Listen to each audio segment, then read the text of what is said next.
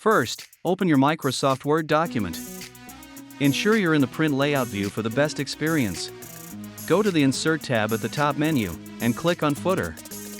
This opens a drop-down menu for footer options. Select Edit Footer from the drop-down, allowing for personalized footer editing across your document. In the footer area, notice the Different First Page checkbox. Check this option to modify the first page's footer. Next, navigate to your second page. Click on the footer area again and customize it according to your needs.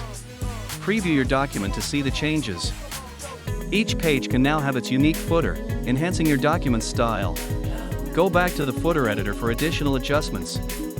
You can add page numbers or change font styles for more flair. Explore your footer options, such as inserting images or logos for branding your documents professionally. Once finished, exit the footer area. Remember to save your document to keep your changes. Now, you're equipped to create distinct footers on every page effortlessly. Happy documenting! For more tips on Microsoft Word and enhancing your documents, be sure to subscribe and stay tuned. Let's elevate your document game together. See you in the next tutorial.